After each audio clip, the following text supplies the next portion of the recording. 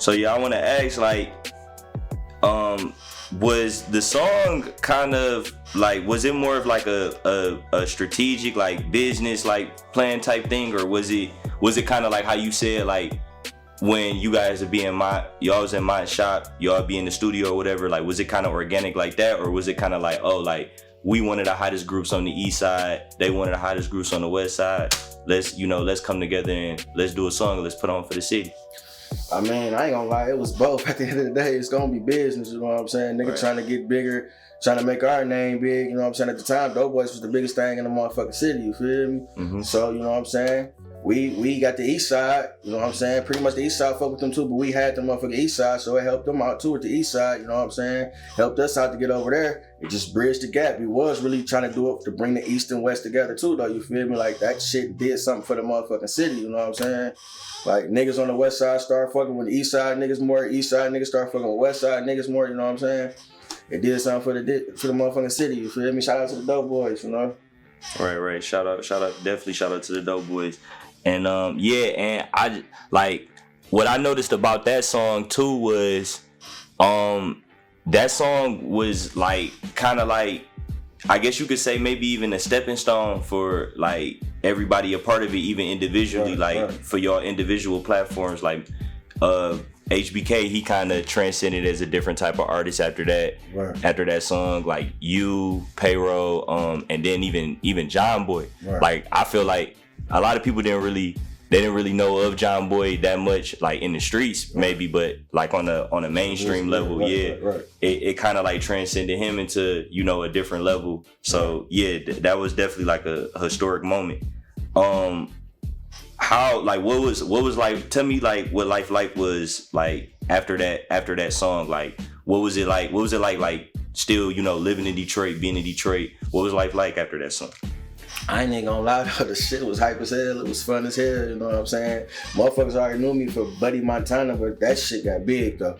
It got way bigger, you feel me? Bitches running up, want to take pictures in the mall type shit, like, you know what I'm saying? Little niggas want to take pictures type shit, like I got to love that shit, you feel me? Make a nigga want, it motivated the nigga, make a nigga want to go ahead and just really focus and get to that shit for real, you feel me? That's when I knew like, damn, nigga can really be a motherfucking real rapper for real, and get the fuck up out the streets, you know what I'm saying? Right. So yeah, so how did you kind of deal with that? How did you deal with like being a person from the inner city, being from the streets? How'd you handle like just being catapulted into like, cause nowadays with social media, it's like a post, a link could make you a celebrity. So like, how did you deal with like the attention, like just being like a regular street guy?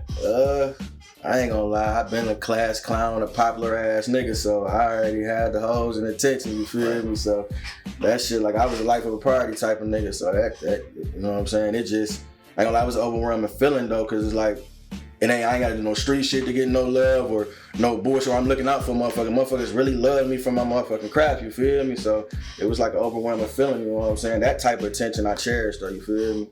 Yeah, definitely.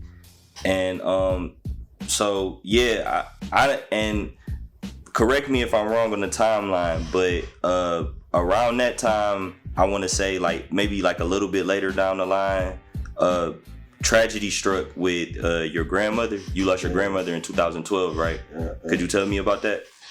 I mean, shit, you know, situation happened, you know what I'm saying? She ended up with robbed and killed type shit, you know what I'm saying? So yeah, and like, so how at that time, like being, you know, like you said, like being an artist, but you still dealing, you got to deal with real life issues, real life pain. Like how'd you cope with that? Like what was like the process to deal with that?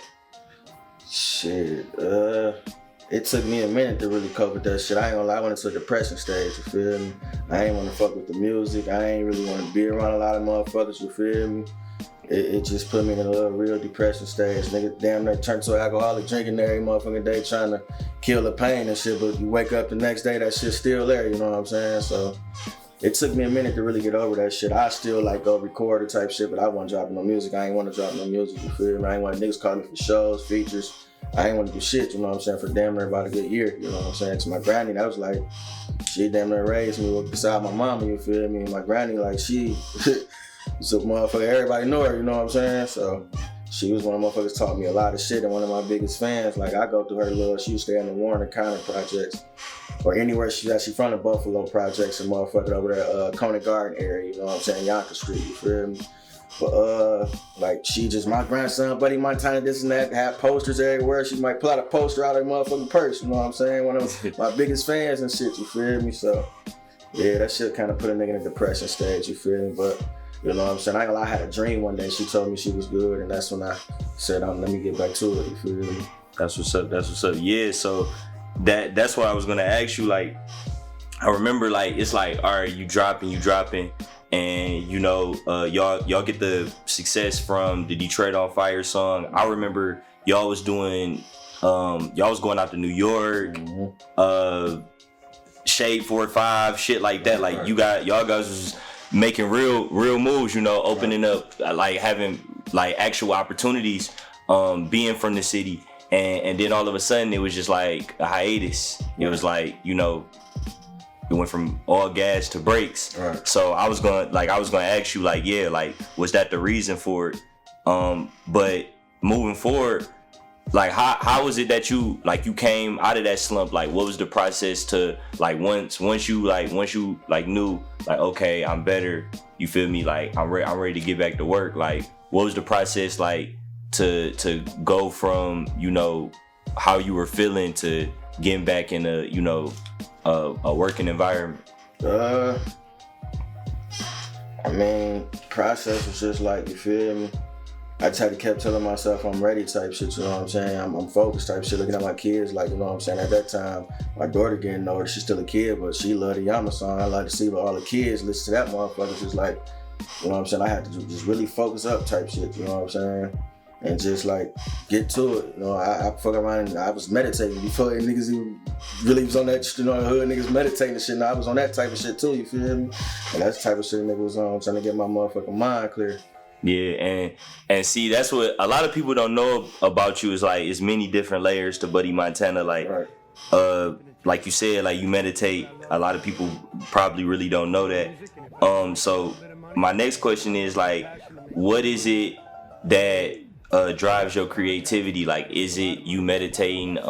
Is it, you know, maybe smoking? Like, what is it that, if you in the studio or if you at home and you trying to catch a vibe, like, what is something that drives your creativity?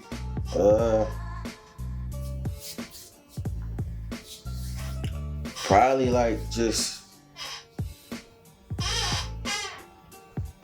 seeing other motherfuckers just surpass where they was at to where they going, and I was like, it's making me probably like, damn, I know I can get bigger than go farther than where I'm at, you know what I'm saying? So that shit like broadened my creativity to make me want to go get that motherfucking do better, and you know what I'm saying, different metaphors and, you know what I'm saying, different delivery shit, you feel me? Really think on shit and different content type shit, you know what I'm saying? Like, I sing on shit. Motherfuckers didn't even know I was singing on shit, you feel me? This before a lot of niggas started singing in the city, you know what I'm saying? Mm-hmm.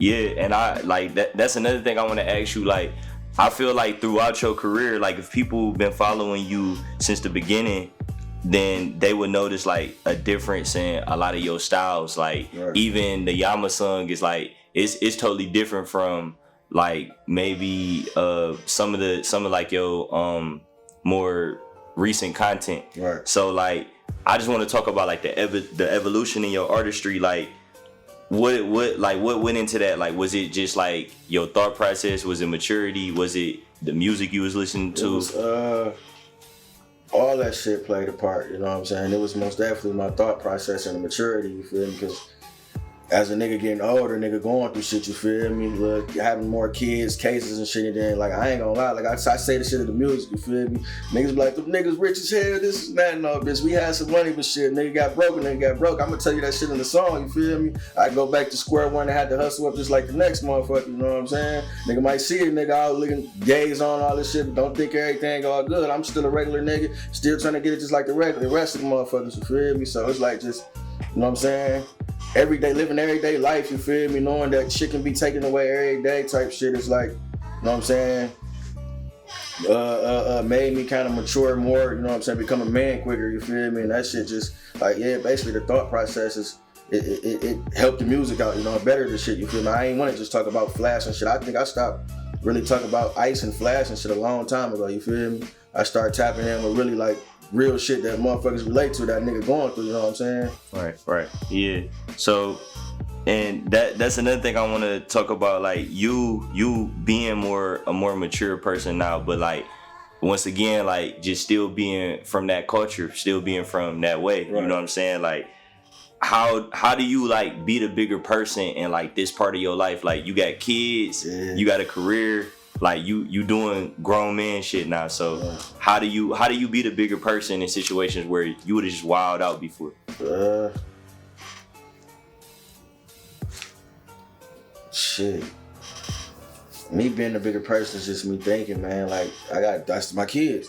Thinking about them, you feel me? As far as it was some street situation type shit, being a bigger person, like just on the, all right, this nigga doing this, he's shining, this nigga, I gotta do this to get out here and be the same way type shit to get the type tension. Like my mom don't even think like that. I don't give a fuck what the next nigga doing, how many chains they got, this and that, but I don't even own a chain right now. You know what I'm saying? Yeah. You know what I'm saying? Nigga can go own a chain, but I don't give a fuck about none of that shit right now, you feel me? I said I ain't gonna buy one, so nigga about to drop some shit, so you feel me?